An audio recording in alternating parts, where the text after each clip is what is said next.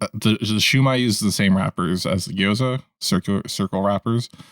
And so I was like, oh yeah, that'll work. I'll use up the rest of the gyoza wrappers. Perfect. I get halfway through and I've only used like half of the meat. And I'm like, well, the Asian market's closed. I don't think my IGA has gyoza wrappers. So I go to the place and I'm like, okay, I see that there's wonton wrappers. I see that there's egg roll wrappers. Do you have gyoza wrappers somewhere? Like, because sometimes I see different shapes. And the guy's like, no, but we have wonton wrappers. It's like, I love how they always like, people always think it's helpful that they give you an adjacent solution. And you're like, that's not what. Especially it's like saying, hi, I need gasoline for my car. And they're like, well, we have diesel. Does diesel work? And you're like, no. Especially if I preface this with, like, I see the wrappers that you have. And I know this is a dumb question, but on the off chance that they're not stocked or whatever, because I feel like I've seen them in different shapes here before. What if he walked you over to the baking aisle and got you a circular cookie cutter? You know, that does work. I did that before for the shumai with the wonton wrappers. But I was like, man, you can't beat an Asian market. Yeah. Can't beat an Asian market. I'm happy to have one in town. Yeah. Full stop. Welcome to Namely 90s. Wow. The podcast that takes you back to the time before smartphones, Google, and Y2K. Join your hosts as they relive the pop culture that shaped a generation and the parts that many people wish they could forget. Listen in to the conversation about how the decade defined those who spent their childhood there and how it shaped them as adults. So, turn down the grunge and dial up the internet. Let's get started. It's time for Namely 90s. That's right. You're listening to Namely 90s. My name's Andrew, and over there's Brandon. That's me. You can find us online at namely90s.com. We're on, Instagram and X. Bluesky at Namely 90s. Nice. You can also find this show on YouTube every Monday at Namely 90s, which is youtube.com/Namely 90s. Sorry. And finally, if you'd like to support the show, head over to patreon.com/Namely 90s and sign up for one of our support levels. By now, I feel like most people know what I'm going to say. So if I screw up, it's like, I feel like we should retool the Patreon at some point soon, just because. We should retool it by deleting it. Yeah. Yeah. You can support us on Buy Me a Coffee if that's still a thing. Yeah, sure. You can donate on PayPal. Yeah. Just scam me on PayPal. Yeah, exactly. All right. Well, how's it going? Not bad. I made some gyoza for the first time just moments ago. Nice. Sorry, I was a minute. Pan-seared, steamed, and then seared. Pan-seared, steamed, and then seared again. Yes. Nice. Very nice. Yeah. Let's see what's new in my world. Ooh, I bought just to annoy people. I'm going to call it the wrong thing. I bought an Apple iWatch. Oh, nice. Finally. Did you have any wearables before that? No. Well, for my trial, I had to wear like this bad Garmin activity tracker. And I kind of liked that I could track my steps, but I also didn't want to wear like two trackers. But since that part of my trial is over, I went and purchased the 44 or 45 millimeter, like dark blue one. Oh, nice. With the dark blue wrist strap, it's still black. Yeah, but it's the sports strap. Yes, which my sports strap is kind of gross now. Yeah, it's a little gross already. I just got it. But so far, I hate it. Like the fact that you're so connected, or it just buzzes too damn much. Like I need to turn off some of my notifications. Oh, absolutely. And like you don't have to turn off the notifications on your phone. No, I know. I think what it is, like my phone buzzes a lot, but like I don't have to hold it, so my blood doesn't begin to boil when I get like 7 in a row from like some chat that doesn't really pertain to me. So got to figure out the notifications. But overall, I do like it. It's a very cool device. I've been a proponent of it. I think I had the second gen, and now I have Gen 4. But I think they're what you got, a Gen 8 or a Gen 9? Whatever the one is that they sell at Target and Best Buy right now. 9. I think that's which is cool. Are you tracking your EKG? I mean, it has the ability to. I've done one EKG already, but it also has the life alert mode, I believe, where when I fall because I'm a cripple, it like alerts the authorities if I ask it to. Yeah. See, I mean, your phone has that too. I don't always have my phone. The SOS. Oh, guess I'm just a little bit more connected than you are. No, I usually have my phone, but I don't know. You just never know. Yeah. I mean, I always just assume that I will be able to like use my voice to say something to my phone or my watch or my home computing device that listens to me and steals my information. Yeah. But yeah, anyway, more Apple products. Yeah. I mean, I always recommend an Apple ecosystem if you have an iPhone. I now have the trifecta. Get the AirPods, got the iPhone, got the watch. I have a MacBook. Did you get the SE? Is that what they are? For the Apple Watch, the one that has the that uses your phone data plan? Correct. I did not get one with cellular data. I just didn't feel a need for it. I agree. I also did not do that because it's like $100 more, and it's like I just don't really. Even though I just said I don't always have my phone, I usually have my phone. Yeah, and I'm not gonna like. What are you gonna do? The texting's hard on the device itself. I mean, can you not text back through your phone? You can. So then, why would I need it to have its own number? Exactly. It's. I don't see the point. Yes, that is also my point. I mean, it's not.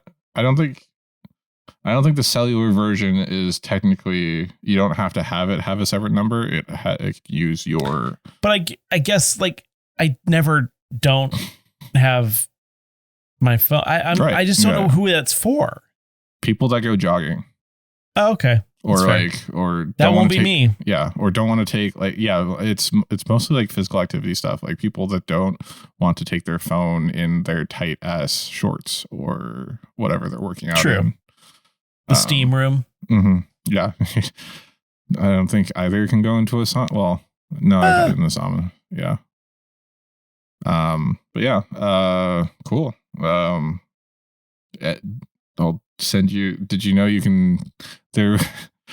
Back when they first started with the Apple Watches, there's like some interesting stuff that you can send, like heartbeat texts or stuff.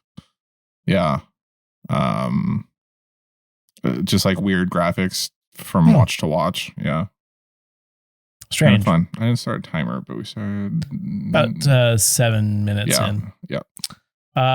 Yeah. So, well, what else? What else is new? So Akira Toriyama died. Which I know you don't care about, but he was the manga artist behind Dragon Ball and that series, that franchise. Did the anime. He's gonna have an open casket, and his hair is gonna be like 3 feet tall and spiky, and gold. Yeah. I mean, he was only 68, which was, I guess, I guess that is up there, but also young for these days. True. But yeah, he died on the 1st, but the family didn't release that information until the day before last night. I think it was last night before we recorded. So a lot of radiation in Japan, though. True. And then, I mean, if from all of his characters going Super Saiyan, like they've got to be giving off radiation too, I just meant like all the melting. Okay, there's only one power plant that melted down, but I just watched a thing on it, so it's top of mind for me. We may or may not have bombed them twice with nuclear. What's interesting? That wasn't even the intention of my comment. Right. Because we watched the Netflix documentary. I think it was Netflix on the Fukushima reactor meltdown, and that came to mind, which is like also insane. Yeah, also insane. So anyway, a lot of radiation there. It has to, it's just sad. It's too young, really. Yeah. And then he did the game design or the character designs for Dragon Quest, the video game franchise, and then Chrono Trigger, which I think is a game your wife likes. Who knows? Was that not the one she likes? It's either Chrono Trigger or Chrono Cross. No. What are you talking about? The Super NES game that Kayla always plays. Secret of Mana? Oh, is it Secret of Mana? I always thought it was one of the Chronos. Oh, no. Because they looked like... They all look the same back then. They all have like red spiky hair. Was it Secret of Mana? That reminds me, the other day we had an animal come in named Mr. Darcy. And I was like, isn't that from like Downton Abbey? And then one of the nurses like looked at me and gasped. I was like, Pride and Prejudice. I was like, they look the same. And she's like, well, I mean, they're set in completely different time periods. But to be fair, if you like walk by and there's no sound, they would look like the same show. And I'm like, thank you /movie. That's hilarious because at trivia on Wednesday, there was a picture around with like Kirsten Dunst's movies, and then like there's a photo of her with like pigtails, and it was from Little Women, and I'm like, yeah, it's one of those. I didn't say it. One of those Anne Rice novels. I didn't say that. I said, isn't she the crime author? No, she's Anne Rice. Oh, I was thinking Anne Rand. No, Interview with a Vampire. She did. I was thinking Anne Rule. Anne Rule is the crime author. Anne Rice's Interview with a Vampire, because she did. Kristen Dunst was in Interview with a Vampire, the movie. I'm pretty sure. But she was in Little Women, and I'm like, yeah, one of those Jane Austen movies. Like in the same time period, it looks the same. Yep. And that's our take on chick flicks. Speaking of flicks, I'm just gonna let that one well sit. Done. Yeah, rip to the max, Kira Toriyama. I might do a deep dive next week, or something, whatever our season 3 version of a deep dive is, in his honor. But yes, over the weekend, sorry. I was gonna say it's the deep dive sponsored by OceanGate. No, sorry. That's bad. That was the one that imploded, right? Was it called OceanGate? Ocean. Oh, the submarine. Yeah. The submersible on the way down. Yeah, I think it was Ocean. Yeah, it was OceanGate. That was a really bad joke, but wow. Deep dive. Titanic. Of Titanic proportions. Yes. Speaking of Titanic, the Oscars was over the weekend, and this is, of course, we don't know what happened because it's on Sunday and we don't record Sunday night to put it out. And I'm going to guess Oppenheimer won just a few awards. Yeah, probably. And I'm going to bet that no one won anything from Barbie except for maybe just to give it a middle finger. Ryan Gosling is the only one that won from Barbie. Well, I mean, who do you think will get the best whatever? Do you remember what they were nominated for? I was doing the face of someone who's not going to win an Oscar. Ah, that looked like more like you were like smelling farts. Trying to do a Leonardo DiCaprio is going to frown the whole movie face. Ah, yes. Gotcha. Which looked dumb, by the way. I predict Oppenheimer will win Best Picture. Okay. I don't feel like betting against it. Yeah, I feel like it's going to win like 6, 7. I think Barbie's only nominated for 7. I feel like I'm rooting for Barbie for some reason. I don't know. Do you think Nolan will get Best Director, or do you think... I do. I think it's really going to clean up, frankly. Really? Could be wrong. To be fair, I still haven't seen it yet. It's a good movie. I hear that. But what? Anyway, moving on. Yeah. I guess. No, I'm sorry. I'm dead. No, trust me. I'm 3 sheets to the wind. I feel like that's probably racist now. I don't know. Like everything that I used to say turns out to be racist. So I feel like that one probably is somehow too. Anyway. I mean, even things that aren't racist sound racist because of other racist because things. other things are racist. Yeah, exactly. Like, the cleaning product, span. Yeah, you can't say that. That's bad. Yeah, but there's a lot of people saying a lot of real bad stuff. Oh yeah, especially during this GD election. Yeah, it's crazy, man. Yeah, don't need to talk about the State of the Union right now. 90s Oscars, we're gonna do the namelies except for movies. We already did this for the Emmys at the beginning of January. Yes, we did. Yeah, no, let's do the namelies for movies in the 90s. Kind of set it up a little bit different than last time. Last time we started with Best Picture and worked our way down to Best Supporting. So let's start with Best Supporting Actor. From 90 to 99, we have Joe Pesci as Tommy DeVito in Goodfellas, Jack Palance as Curly Washburn in City Slickers, which is a movie I enjoyed as a kid.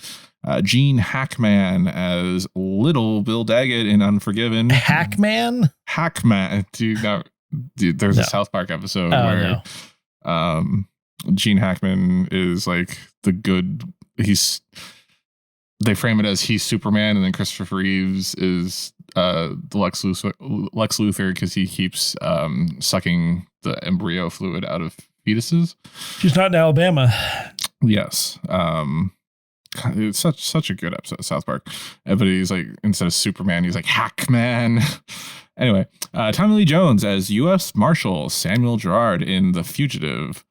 I don't know why there's an open quote there. Martin Landau as Bela Lugosi and Ed Wood. Those are just three names in a row. Like, that's just three names with two connecting words. It means nothing to me. You don't know Bela Lugosi? As some kind of vampire or something. Is that true? No. The only reason I know it is because of the stupid Adam Sandler song. Oh, no, that's Adam what Sandler, it was. That's what it was. Yes. He was actually the vampire actor. The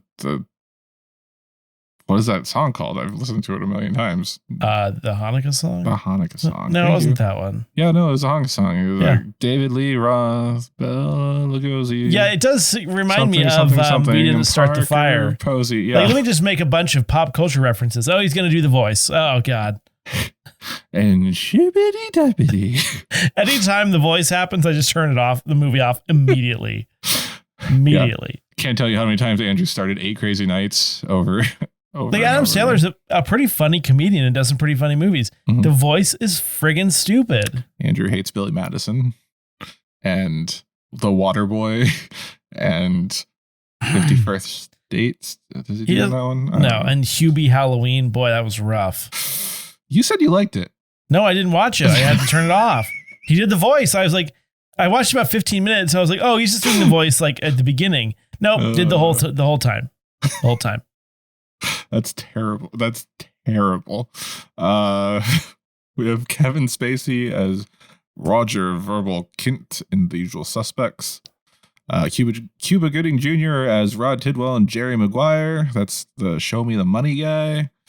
Robin Williams as Sean Maguire in Good Will Hunting. James Coburn as Glenn Whitehouse in Affliction. And Michael Caine as Dr. Wilbur Larch in The Cider House Rules. Goodwill Humping? So Goodwill, yeah. Something else that you said last time. Well, so do I have to choose? Is that the deal? Yeah, or I mean, like, let's narrow it down. And then, well, for me, it's a toss-up between Tommy Lee Jones in The Fugitive and Robin Williams in Good Will Hunting. Yeah. I'll also throw in Joe Pesci was really good in The Goodfellas. Maybe not as good as the other two. Yeah. For me, like, I'm leaning toward The Fugitive because that's a movie that I like and have seen a few times. Also, it's got Harrison Ford and that one guy that's like vaguely foreign but seems like he's from America. Yes. That ultimately is the bad guy. Oh, and it's got who's that other guy? The janitor from Scrubs. That's today's Namely 90 Minute, by the way. That's got Cilla Ward, Joe Pantoliano, someone from House, Julianne Moore. Julianne Moore. Celia Waters now. Oh, Jane Lynch. Yeah, I'm sorry. The Fugitive is it for me. Okay. Even though this is for Best Supporting Actor. Yeah, I thought Tommy Lee Jones was excellent. I don't dislike Tommy Lee Jones pretty much in anything. Yeah. I mean, Robin Williams, in a movie that neither of us have seen, is really good in Good Will Hunting. Like, I'm surprised it wasn't for Patch Adams. Yeah, that was what, Usual Suspects era? Okay, that was a joke. Okay, yeah, let's go. Tommy Lee Jones is the best supporting actor of the 90s. Do you want to do this one? Sure. And in the category for Best Supporting Actress, nominated is Whoopi Goldberg as Oda Mae Brown in Ghost. Mercedes Ruehl as Anna Napolitano in The Fisher King. Marissa Tomei as Mona Lisa Vito in My Cousin Vinny. Anna Paquin, a literal child at this point, as Flora McGrath in The Piano. Diane Wiest as Helen Sinclair in Bullets Over Broadway. Mira Sorvino as Leslie Ash / Linda in Mighty Aphrodite. Juliette Binoche as Hannah in The English Patient. Kim Basinger as Lynn Bracken in L.A. Confidential. Family Guy reference. Judi Dench as Queen Elizabeth I in Shakespeare in Love, and Angelina Jolie as Lisa Rowe in Girl Interrupted. Diane Wiest was a Family Guy reference too. Oh, was it? Diane Wiest. I don't remember that one. Anyway, yeah. So, what are your initial thoughts on this list? Okay. I mean, Whoopi Goldberg has an EGOT, so which is all four. And Ghost was a great movie. I mean, to be fair, I haven't watched all of Ghost, but I accidentally watched part of it recently, and it was the parts with Whoopi Goldberg, and it actually was pretty good in that particular sense. I know she's not your favorite, but I don't like her on The View, and I think she's kind of like a loudmouth kind of doofus, but it was a pretty good act. Yeah, but not a sister act. And also, I want to throw out Marissa Tomei because the fact that she won for My Cousin Vinny, of all things, like, I mean, I love the movie, but I don't think it's like Oscar worthy.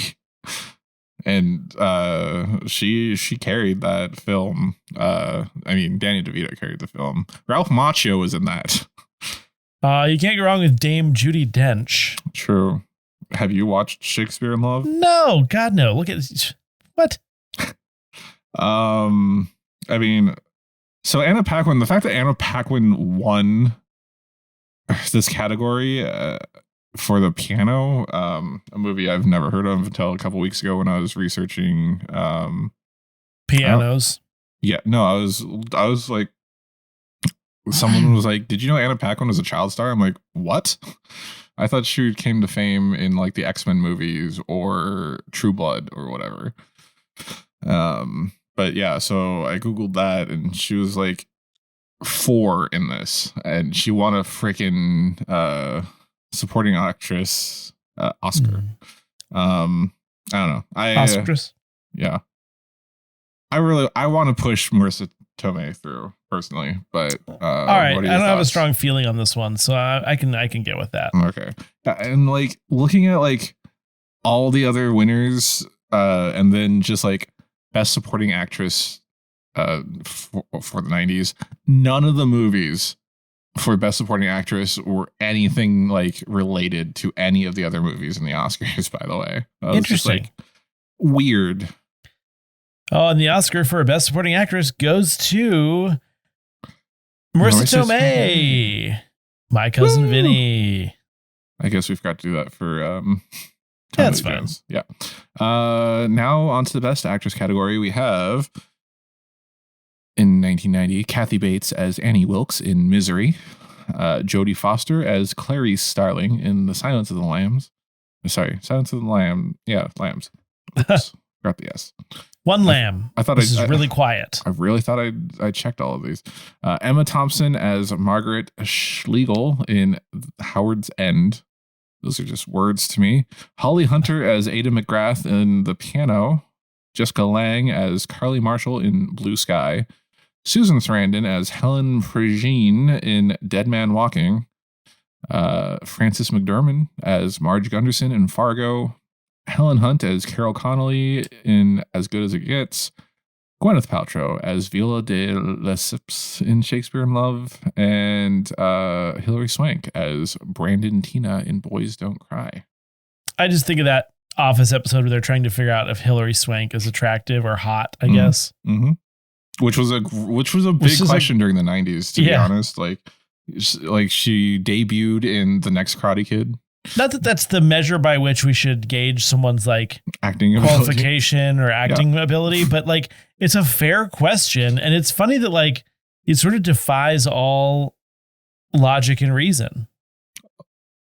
I mean, there are movies that I find her attractive in, and there's other movies where she's literally a dude. Which is this one. Let's see. Oh boy, Jodie Foster is pretty good. Susan Sarandon looks like she's mad all the time. I want to also, make your next joke. Oh, I wasn't going to make that joke. Okay. I want to also nominate, or I want to push forward into the final round. Frances McDormand as Marge Gunderson in Fargo. I haven't really watched. Don't even know who that is. Frances McDormand. She's married to the guy that does all those weird movies like Fargo. I wouldn't know what she was from. She was in Burn After Reading, which we saw. Okay, yeah, I guess I do recognize this person somewhat. Yeah, she was. I think she won recently for the 3 signs on a billboard outside of Wisconsin. We don't have to have a long argument about this one about whether she's attractive. Okay, yeah, but she plays the police chief Marge Gunderson in Fargo. Of the clips I haven't seen Fargo all the way through, but of the clips that I've seen her in, she's doing this Minnesota accent and she's doing it well. I think she deserves some acknowledgement for that. And also Hilary Swank playing a trans male in 1999. I don't have any strong feels on this one. Also Kathy Bates in Misery is really good too. I don't like horror, but that's a Stephen King one. I would say I like, out of everything that we've thrown out so far, most of which I like Jodie Foster. I feel good about Jodie Foster on this one. Like that would have been my knee-jerk reaction. So, all right, Best Actress in the namely 90s in the namelies is Jodie Foster as Clary Starling in Silence of the Lambs. Whew. Halfway through. Yeah. Moving on to the next category, Best Actor. Nominated is Jeremy Irons as Cos Van Bulow in Reversal of Fortune. Anthony Hopkins as Dr. Hannibal Lecter in The Silence of the Lambs. Al Pacino as Lieutenant Colonel Frank Slade in Scent of a Woman. Hooah! Tom Hanks as Andrew Beckett in Philadelphia. Tom Hanks as Forrest Gump in Forrest Gump. Jenny. Nicolas Cage as Ben Sanderson in Leaving Las Vegas. Jeffrey Rush as David Helfgott in Shine. Jack Nicholson as Melvin Udall in As Good as It Gets. Roberto Benigni as Guido Orifice in Life is Beautiful. I don't know, his last name is Orifice. Kevin Spacey as Lester Burnham in American Beauty. I know. I was like, that can't be the name, but I double checked it. Thoughts on Best Actor? Oh boy. Yeah. I mean, Anthony Hopkins, Tom Hanks, Al Pacino, Nicolas Cage. For Leaving, I was thinking Con Air for some reason. You've seen Leaving Las Vegas, haven't you? I haven't. I don't know. Okay. I mean, we just awarded something to the Silence of the Lambs. Right. This may be a controversial take, but of the two Tom Hanks movies, although Forrest Gump is more ingrained in the zeitgeist of pop culture, Philadelphia feels more important and possibly like better acted. Like it's more of an Oscar movie. It's more of an Oscar movie to me. I understand what you're saying.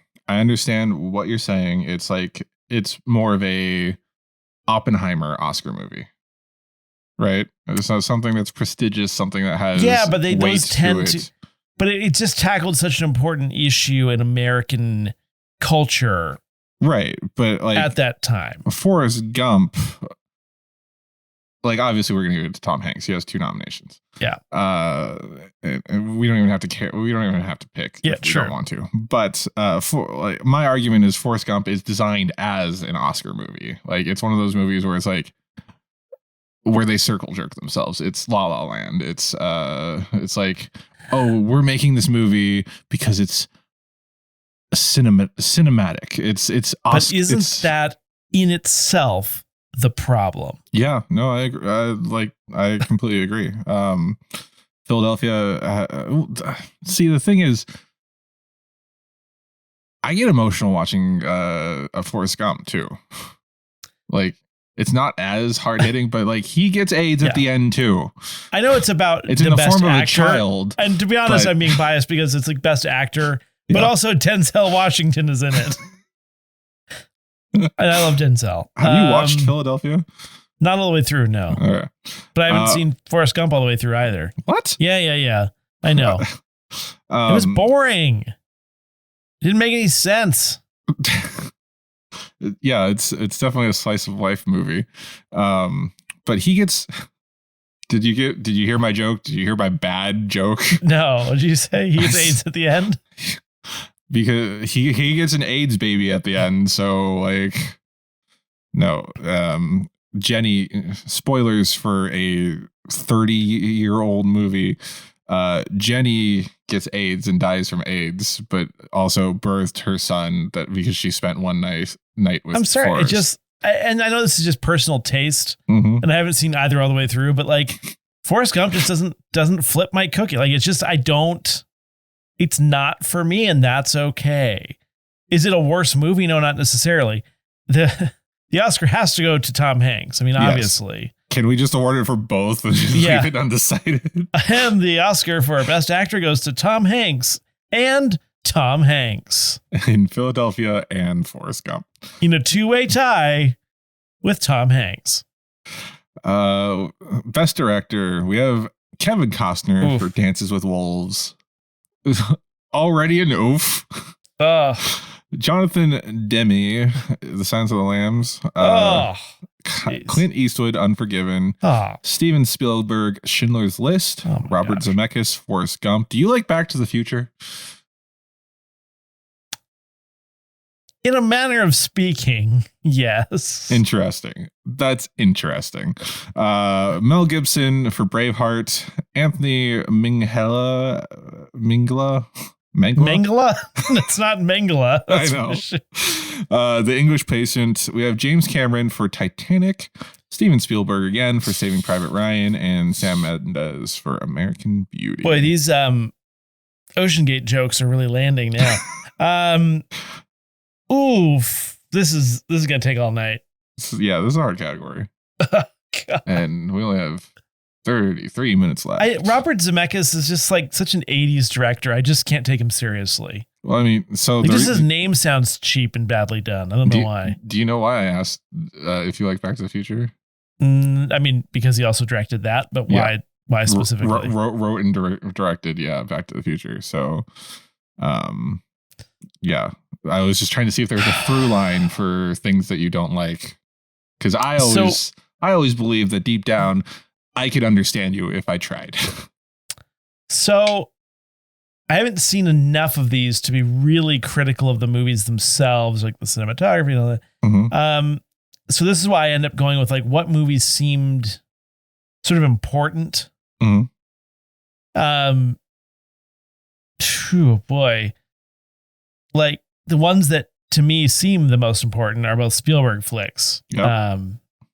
Schindler's List, Saving Private Ryan, like to the effect that people like war veterans had to leave the theater at the beginning of Saving Private Ryan. Mm-hmm. Like that speaks to the authenticity and the storytelling and the effects and all that. Plus it like led to like Band of Brothers. Yeah. Schindler's List is more of a slow burn, but also very important and a good movie.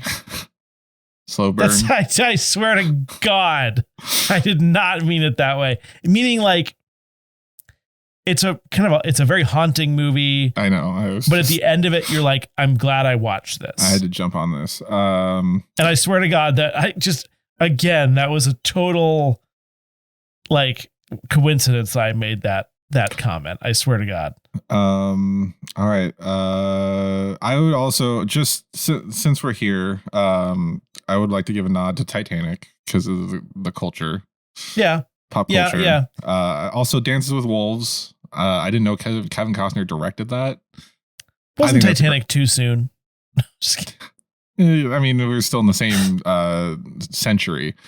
Kevin Costner, Dances with Wolves. I think Dances with Wolves is a great movie. It's probably too slow for you as well if you were complaining about Forrest Gump. I mean, all of these are excellent directors and undeniably good movies. Yeah, and only one is a horrible person. Which one is that again? Mel Gibson. There you go. God, I can't say anything right. This is a disaster. Although Braveheart, I mean, that was a good movie. And then, there's a lot of people out there that love American Beauty. See, the thing that's frustrating is normally I would like, my brain would come up with these puns and I would think about using them and then think better of it. But in this case, I'm not trying to do any of this and it's driving me crazy. Also, Pitch, do you want to just split this episode in half of just the 6 categories that we did and put the Name Me 90s Minute in the middle of them? No, I don't think so. It can, I mean, we're at 35 plus the Name Me 90s Minute. Well, it's just a BuzzFeed quiz. Right. Okay. My vote would be Saving Private Ryan. Yeah. I mean, obviously, going by the rules that we established in the TV version of the Namely's, if you're on there multiple times, you got to win. Yeah. Let's Steven Spielberg, the best director for the Namely's for the best director. We don't have that option in Best Picture, so we have to go for it here. Yeah. Goes to Steven Spielberg for Saving Private Ryan. Come back after the Name Me 90s Minute for the final category of Best Director. Best Picture. I can read. And now let's go to Brandon for the Namely 90s Minute. Welcome back to Namely 90s Minute. Every week we look back at a culturally relevant show, movie, or piece of pop culture that probably helps stoke the algorithm. This week, in honor of the Oscars, this past weekend, we're looking back at a movie nominated for 7 of them at the 1994 Academy Awards, The Fugitive.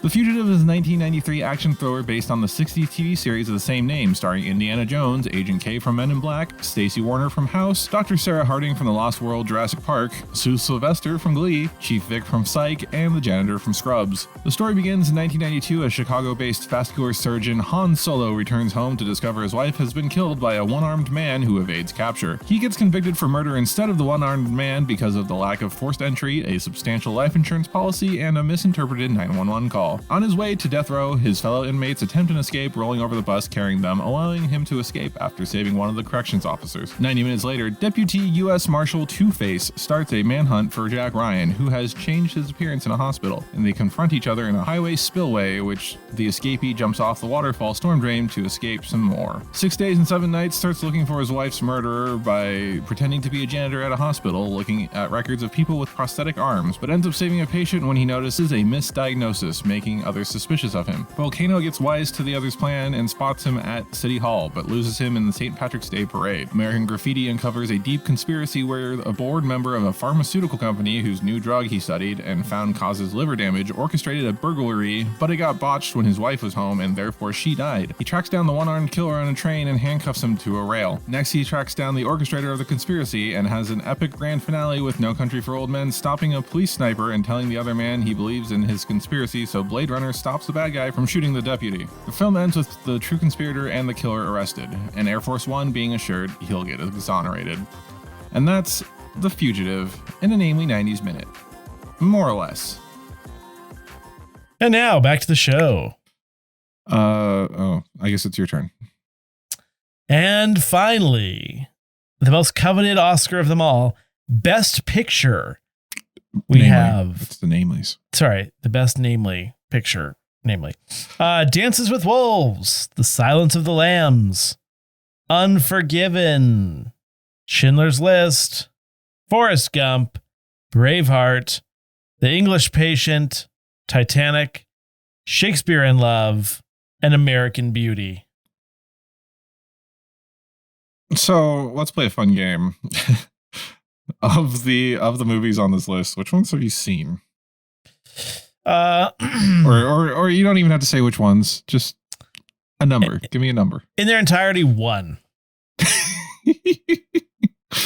Fair. I think at 1, 2, 3. Does it count if I was a kid? But yeah, like we had on VHS. 1, 2, 3, 4. 4. I don't think I've seen most of Titanic, but I've never sat down and watched it. Okay. Oh yeah, I've seen The English Patient. No, I was confused the English Patient with the one where like Julia Roberts falls in love with the guy that she pushed in front of the L train. How are you feeling about this? I mean, do you want to throw out some nomination or some to push forward? Or do you have do you already have one that you know? I feel like I don't want to be such a predictable person, but is it Liam Neeson's Schindler's List? Okay. Yeah. Okay. Like I could easily see someone making an argument for Forrest Gump, but the best picture of the decade. Well, I mean, what do you remember more of? Schindler's List, and I'm not talking about what do you remember from World War II. I'm specifically in your mind. Can you picture clips from Schindler's List? I watched the whole movie. I mean, I remember. That's the only one you've seen all the way through. Ralph Fiennes like shooting people with the shirt off. Remember the girl in the red coat? Like this is and we had to watch it in school. It's just a very powerful movie. But if it's like you look at. Again, we're trying to choose the best picture from amongst many best pictures and in an entire categories. Decade. And I'm just having trouble making an argument, not for the other movies being good, but for them being the best in a decade or the most powerful or most moving, etc. And that's why I've arrived at Schindler's List. Okay. I mean, I want to nominate, or I want to just give props to Dances with Wolves. Which, you know, by today's standards, you can't have Lou Diamond Phillips play a Sioux chief. No. Or a Sioux warrior. I don't remember exactly what is Lou Diamond Phillips? Like Canadian or? I think he's Filipino. Oh. Or at least half. Let's look this up. Because he Filipino American actor, yeah. Yeah. Silence of the Lambs, changed suspense thrillers. Yeah, great movie. I mean, no question.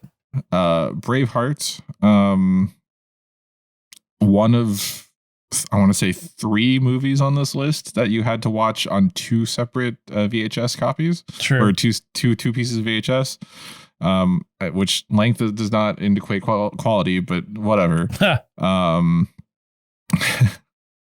Ladies. I mean, we also have to acknowledge Titanic. Titanic come on. I mean, I would put Titanic up against Schindler's List. It is also a tragedy. The amount of money that they put in, James Cameron put into that, and then they sank the model ship that they made.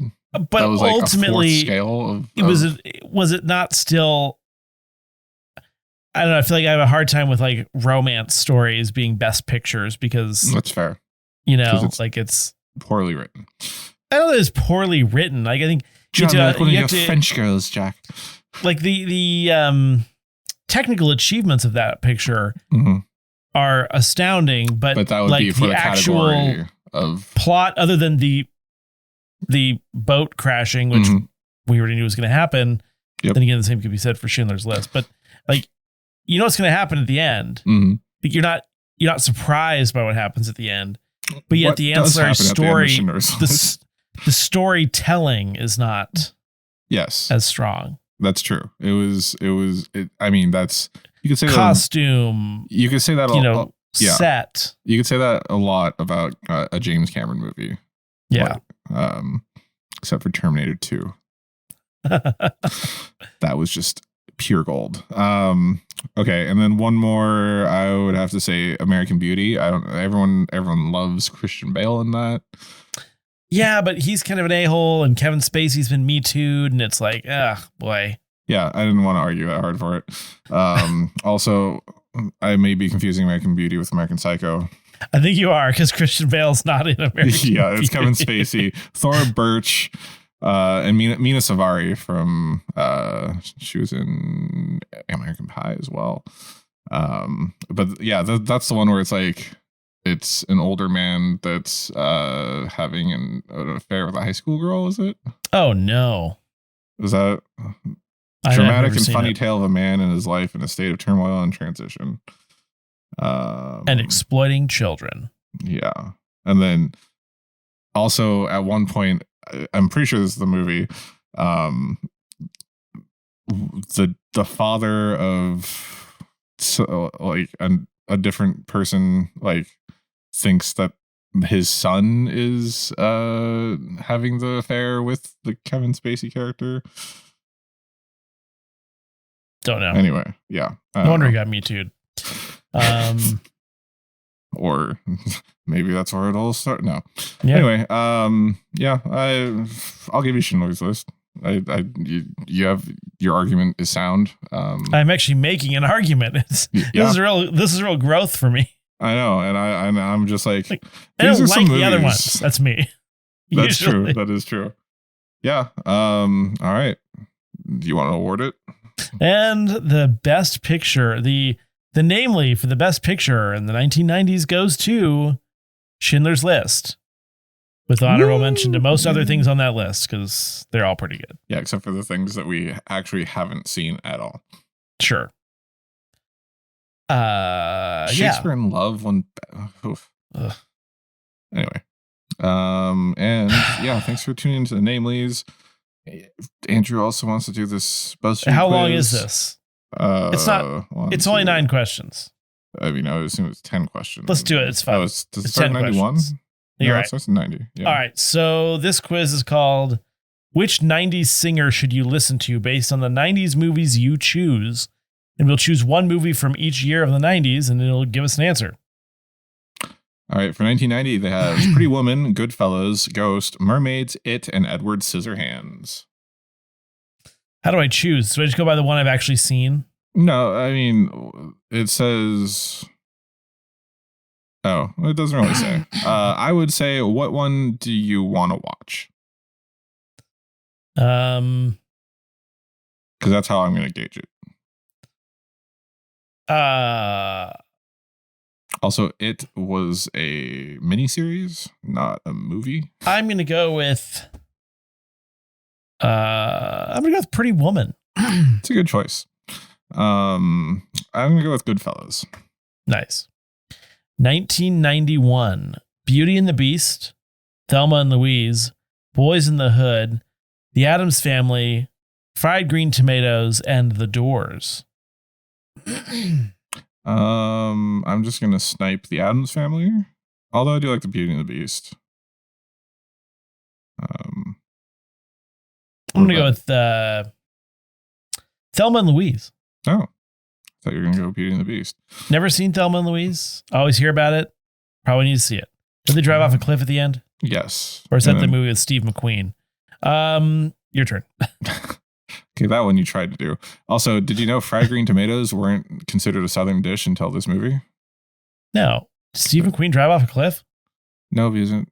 Oh. In that movie, what was that movie called? Bullets. No. Sorry, I was thinking Dean. No. James Dean, who died. Oh, Papillon, I think. 1992, A Few Good Men, Sister Act, A League of Their Own, The Prince of Tides. I don't know that one. Malcolm X and The Crying Game. Ooh, I did like A League of Their Own, I think. Didn't I? You did. But we both complained that it was too long. A Few Good Men. I've not seen that. I feel like I need to see it. You haven't seen I feel like I can't handle the truth, but I need to try. It was just on TV. I was looking at channels the other day. I think I know where we're going to go with this one. 1993, Jurassic Park. Oh, sorry. I thought you did. I thought you went first. No. Because I was rating and then let you go first. Sorry, good. I'm going to do Malcolm X. Wasn't that Denzel? Yes, it was. Anyway, sorry about that. You did a few good men. Yes. I also want to watch that again, even though I just saw it recently. Sorry, I got so excited by the next question that I had to start reading it. 1993, Jurassic Park, The Age of Innocence, The Joy Luck Club, Hocus Pocus, Groundhog Day, and Menace to Society. Wow, I wonder what all these clearly about black suburbs in LA movies are going to suggest if we pick those ones. I have to go with Jurassic Park. I'm sorry, I just have to. I also like Groundhog Day, which we watched for this podcast, as well as Hocus Pocus. But I'm also going to pick Jurassic Park. But that's the last time I'll pick the same thing as you. Okay. 1994, we have Bad Girls, Forrest Gump, The Lion King, Pulp Fiction, 4 Weddings and a Funeral, and The Crow.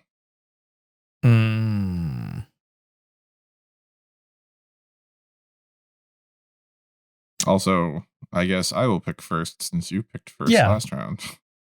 Unless for some reason you're going to pick Pulp Fiction because you've never seen it all the way through.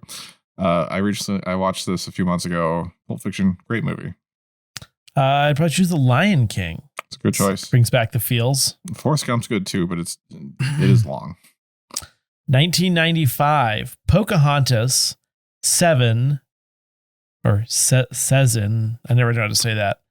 Casino, Home for the Holidays, The Shawshank Redemption. Ooh. Apollo 13. Since you read, you get to go first.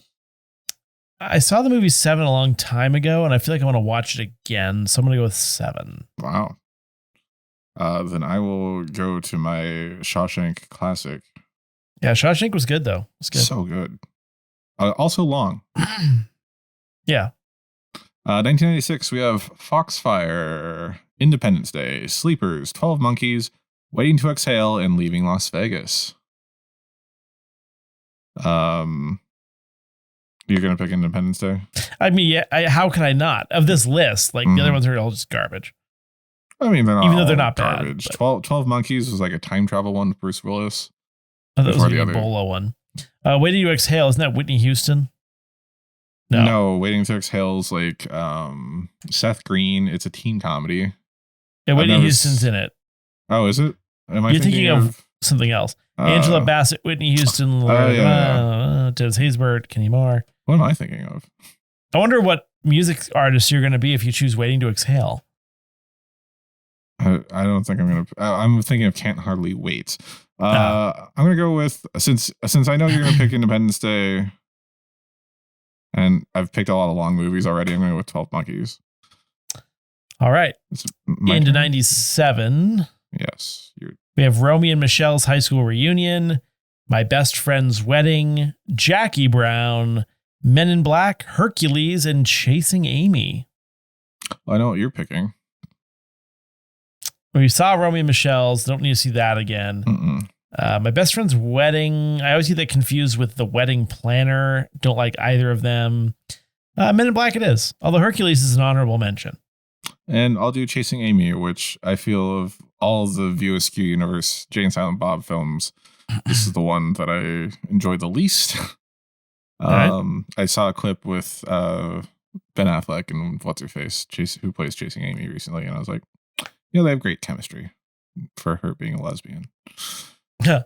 19, and the premise of the movie is Ben Affleck's trying to get her to not be a lesbian. 19 is very 90s. 1998, Armageddon, Good Will Hunting, Mulan, City of Angels, You've Got Mail, and Practical Magic. You got to go first.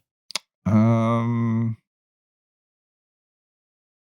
haven't watched Disney movies in a long time, but I have seen You've Got Mail, and didn't we have to watch that for something? We did. We did see watched that. it.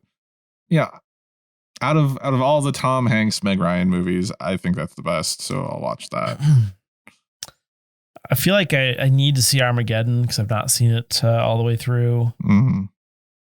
So I want to choose that. I wouldn't watch it, but well, I feel like I need to just know what it is. It's bad. You need to see Ben Affleck drive toy cars across Liv Tyler's breasts while her father. Wasn't Bruce Willis also in that one? Plays in the background. Yes, he's her dad, I think. 1999, Sleepy Hollow, The Matrix, Run Lola Run, Cruel Intentions, Notting Hill, and Tarzan. I mean, again, I know what you're going to pick.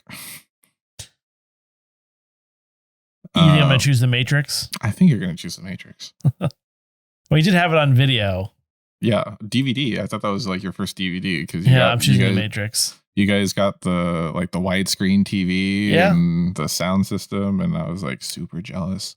Ooh, I agree with who I got. I'm not going to say yet. You choose. Since you picked that, I mean, I low key I like Notting Hill when it's on. But and then I also like Phil Collins, who did the soundtrack for Tarzan. But I love me some SMG, some Sarah Michelle Gellar. Kissing Selma Blair. Cruel Intention was my second choice, probably. Oh God. No, mine doesn't even have an explainer. Neither does mine. Oh, okay. Who'd you get? Landis Morissette. Amazing. I got Annie Lennox. I mean, you did spend most of the 90s walking on broken glass. I like Annie Lennox. She was in the Eurythmics. She has that right, Bridge Over Troubled Water song. I mean, I like Alanis Morissette. Jagged Little Pill was one of the best-selling albums of the 90s. Well, there you have it. I'm Alanis Morissette, and you're Annie Lennox. It was who we should listen to. Right. So clearly we're going to go and listen to these people after we finish the pod. You honestly, by now, you ought to know. I mean, it is ironic. You ought to know. Yeah, all I have is Walking on Broken Glass. Sweet Dreams. Are made of these. Was she actually in the She Eurythmics? was the lead singer of the Eurythmics. I didn't know that.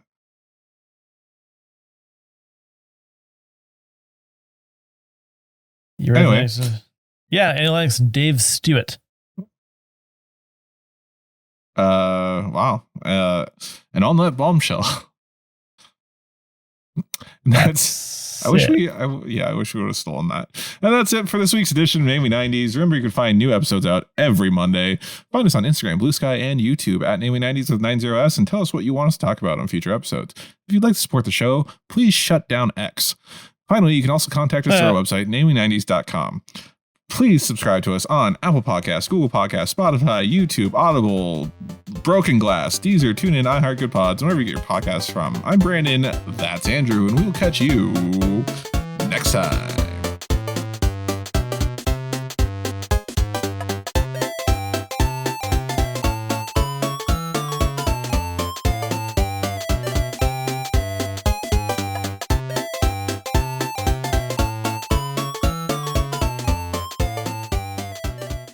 Oh man, that was rough. I'm canceled.